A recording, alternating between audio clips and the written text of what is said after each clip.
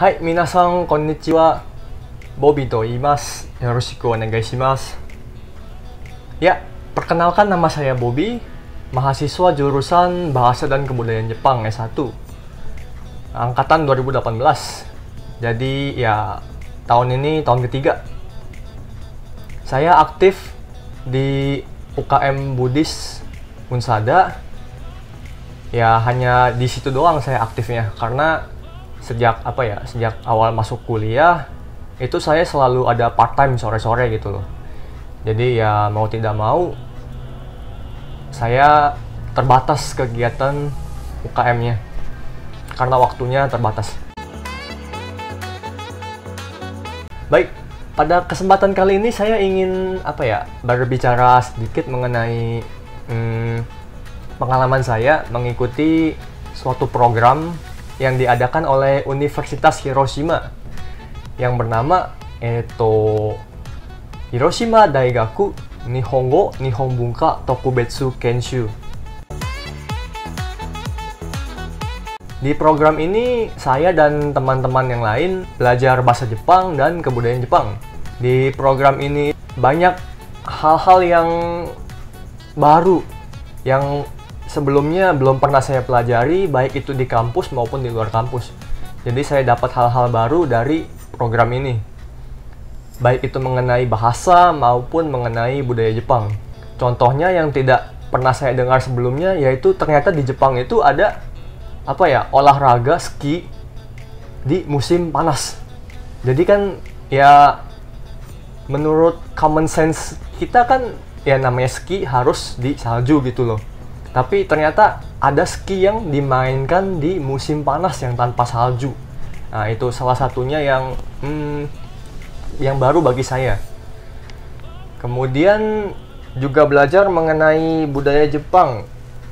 Ada namanya furoshiki. Itu seni melipat kain gitu loh. Terus juga diajarin cara melipat origami. Burung nih ya, bangau lagi, sama ya mainan ini. Di situ kami belajar cara melipat origami tadi. Kemudian juga ada belajar mengenai kendama. Belajar cara mainnya, trik-triknya gimana. Diajarin sama dosen Universitas Hiroshima. Oh iya, program ini dilakukannya 2 minggu. Kemarin itu di bulan Februari kalau nggak salah. Ya, Februari awal sampai pertengahan. 2 minggu, 10 hari. Dari Senin sampai Jumat, Sabtu Minggu libur, kemudian Senin sampai Jumat lagi. Mulainya itu dari jam 8:30 pagi sampai sekitar jam 3 sore. Kadang-kadang jam 3 sore, kadang-kadang jam 4 sore selesainya. Nah, di program itu dibagi satu hari itu ada 3 sesi. Sesi pertama dan kedua itu kita belajar mendengarkan tanya jawab dengan dosen-dosen Universitas Hiroshima. Kemudian di sesi ketiga, sesi terakhirnya, di setiap hari itu kita ada diskusi dengan mahasiswa Hirodai tadi. Jadi di sesi ketiga ini kami dan mahasiswa Hirodai saling bertukar kebudayaan, bertukar informasi mengenai Jepang dan Indonesia. Gakusei Koryu namanya. Sebenarnya program ini itu seharusnya terbang ke Jepang. Jadi pesertanya itu pergi ke Jepang, pergi ke Hiroshima Daigaku. Tapi ya tahun ini kan corona ya, ada coronavirus, jadi ya tidak bisa. Akhirnya diadakan secara online. Berkat diadakan secara online ini, otomatis biaya yang dikeluarkan peserta itu makin dikit. Iya dong, makin dikit, jauh malah. Kalau sebelum-sebelumnya itu kan offline, harus ke sana. perlu tiket pesawat, terus apalagi ya, makan, tempat tinggal, transportasi, dan kawan-kawannya. Tapi tahun ini diadakan secara online, maka peserta hanya cukup membayar uang registrasinya saja. Uang registrasinya itu ya tidak mahal-mahal amat sebenarnya ya. Sebanding dengan apa yang kita dapat gitu. Sekitar 1,5 juta atau 10.000 yen. Nah, terus nih, ketika kita selesai mengikuti programnya, kita akan dapat sertifikat. Sertifikatnya itu akan dikirimkan dari Jepang ke Indonesia, dikirimkan. Jadi dalam bentuk fisik, bukan bentuk file gitu. Bentuk fisik dikirimkan ke para peserta. Kemarin itu pesertanya yang ikut ada sekitar berapa ya? Seingat saya ada 11 ya kalau nggak salah. Iya, 11. 2 dari Unsada, 9 dari Universitas Brawijaya. Jadi pesertanya kemarin itu 11 orang dari Indonesia semua. Jadi ya saling bertukar pikiran juga dan dapat teman baru dari universitas lain. Cara daftarnya itu gampang-gampang susah sih ya, gampang lah pokoknya. Cara daftarnya itu biasanya sama prodi bahasa dan kebudayaan Jepang Unsada itu kan ada ada Instagram, ada Facebook. Nah, di situ itu biasanya kan di posting informasi tuh. Ada informasi program apa. Nah, lihatnya di situ.